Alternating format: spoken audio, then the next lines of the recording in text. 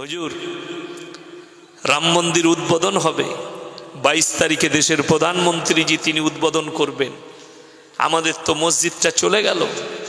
আমি বললাম শোনো, এত দুঃখ নেই, তুমি কাঁদছো বাবরি মসজিদের জন্য, আর তোমার মসজিদ কাঁদছে তোমার জন্য, তুমি তোমার গ্রামের মসজিদে নামাজ পড়তে যাও না। হে আমার ভাই, দেখুন এখন বর্তমান মুসলমানদের ইমানগুলো ধ্বংস হচ্ছে, সেটার জন্য কিন্তু মোবাইলও দায়ী আছে। মোবাইলে দেখবেন এখন বর্তমান কিছু ঘটনা আমরা পাচ্ছি, কি এই মোবাইলের মধ্যে ইউসুফ নবীর ঘটনা দেখতে পাবেন। পাচ্ছেন না? পাননি? পান নাই?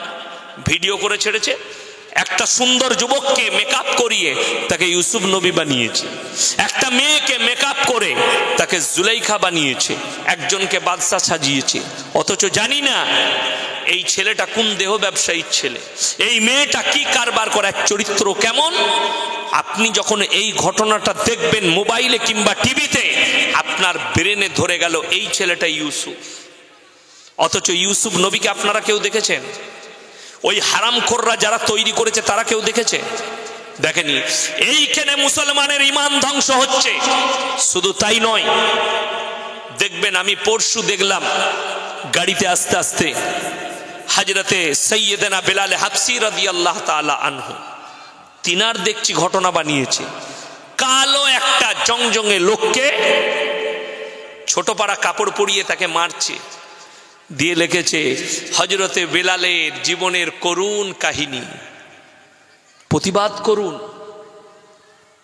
এটার বিরুদ্ধে আল্লাহ কিয়ামতের দিনে এই সমস্ত হারামখোরগুলোকে জাহান্নামের রাস্তা অতিক্রম করাবেন, যারা এইভাবে ইসলামকে ধ্বংস করতে চাইছে। অথচ আমরা বিশ্বাস করি না দেখে। সকলে জোরে বলুন ইনশাআল্লাহ। আমরা রাসূল সাল্লাল্লাহু আলাইহি সাল্লামকে আমরা দেখিনি, কিন্তু নিজের প্রাণের থেকেও বেশি মহব্বত করি না। তার নমুনা পাওয়া গেছে। নূপুর শর্মা বলে একটা নোংরা মেয়ে কুরুচিকর মন্তব্য করেছিল আল্লাহর হাবিব সাল্লাল্লাহু আলাইহি সাল্লামের জন্য, ঠিক কিনা কথা বলেন তো? তার বিরুদ্ধে গোটা পৃথিবী গর্জে উঠেছিল না উঠেনি? এই জায়গাটাই বোঝা দরকার। মুসলমানরা নবীজিকে দেখেনি, বর্তমান যুগের কোনো মুসলমান। আমাদের দিলেতে যদি এত মহব্বত থাকে, দেখলে মানুষ প্রাণ দিতেও দাঁড়িয়ে যেত, ঠিক কিনা কথা বলেন? এখনই অনেক আশিকে রসুল আছে যারা ইসলামের জন্য প্রাণ দিতে রাজি আছে এবং দিচ্ছেও। আজকে যাদের চিন্তাধারা আছে এই সময়ে ইসলামের কি হবে, মুসলমানের কি হবে, তাদেরকে অনুরোধ করে বলছি, আমার ভাইজান ভয় খাবেন না।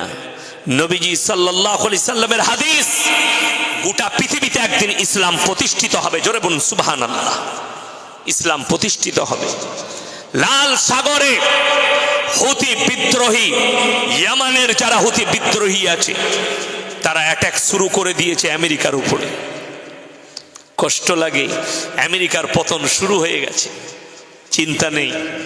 আজকে মুসলমানের নাম টেররিস্ট যে রেখেছে তার নাম হচ্ছে আমেরিকা। আজকে একটা মুসলমানকে আতঙ্কবাদী নামটা যে দিয়েছে তার নাম হচ্ছে আমেরিকা।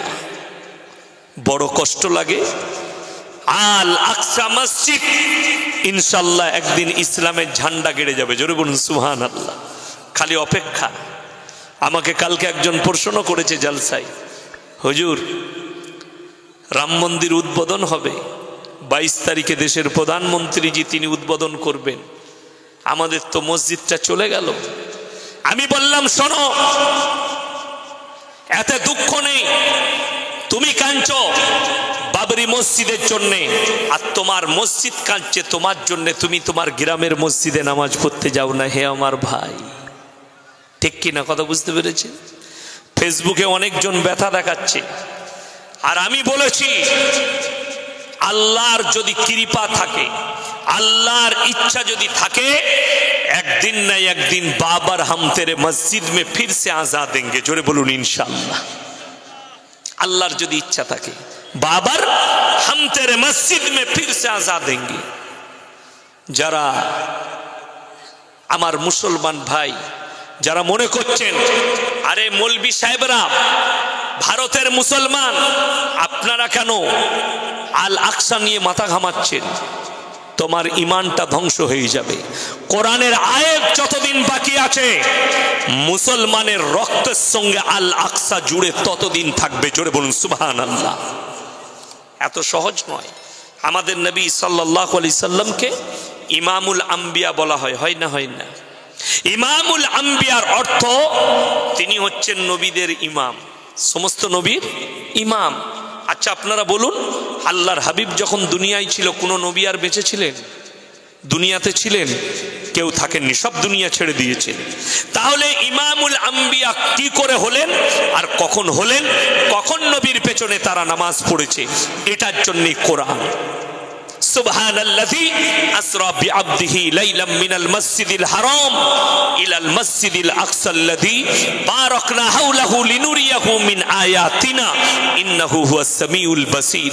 আল্লাহর হাবিবকে পেছন থেকে তুলে মসজিদে হারাম কে নিয়ে গেলেন?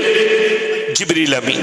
মসজিদে হারাম থেকে মসজিদে আকসা, রওয়ায়েতে আছে, ব্যাখ্যাকারীরা লিখেছেন, তাফসীরকারকরা, এই মসজিদে আকসায় এসে নবীজি সাল্লাল্লাহু আলাইহি সাল্লাম 2 রাকাত নামাজের ইমামতি করলেন এবং পৃথিবীর সমস্ত নবী পয়গম্বররা নবীজির পেছনে নামাজ আদায় করলেন। জোরে বলুন না সুবহানাল্লাহ।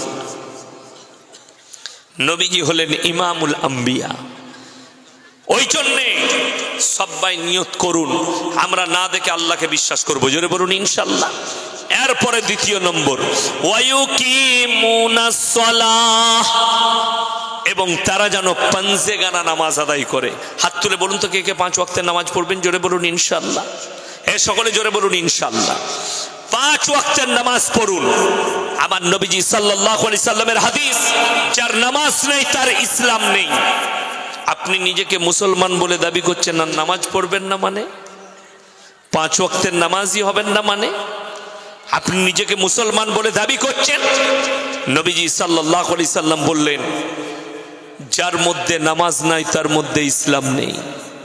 যাদের মনে মনে হচ্ছে জীবনে অনেক পাপ করেছি, আল্লাহকে ক্ষমা করবেন, হুজুর নামাজ তো পড়তে চাই, মনে হয় মসজিদে যাই, জীবনে যা পাপ করে ফেলেছি এই পাপকে আল্লাহ ক্ষমা করবেন, তাদের কোরআন জানা নাই। ওই জন্য উলামাদের পাশে বসুন। কোরআনে আছে সূরা ফুরকান, ইল্লা মান তাবা ওয়া আমানা ওয়া আমিলা আমালান সালিহা ফাউলাইকা ইউবাদদিলুল্লাহু সাইয়্যাতিহিম হাসানাত ওয়া কানাল্লাহু গফুরার রহিমা।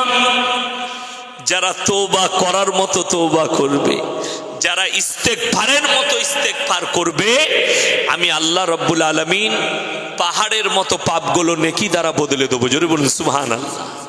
আপনি যদি সমুদ্রের পানির ফেনার মতো পাপ করেন, আল্লাহ অতগুলোই নেকি দান করবেন ক্ষমা দিয়ে। এটা আমার আল্লাহর ওয়াদা। জোরে বলুন সুবহানাল্লাহ। আপনি নামাজ পড়বেন, নামাজ পড়লে কি লাভ? আমাদের দেশের অনেক লোক আমাদেরকে অভিযোগ করে, হুজুর নামাজ কি করে পড়বো? আমার গ্রামের লোক চুরিও করে নামাজ পড়ে, আমার গ্রামের লোক জিনা করে নামাজ পড়ে, আমার গ্রামের লোক সুদ খায় নামাজ পড়ে। জেনে নেন, কলম থাকে তা নোট করুন, নামাজি কখনো চোর লয়, চোর নামাজি সেজে যায়। নামাজি কখনো জিনাখোর লয়, জিনাকারী নামাজি সেজে যায়।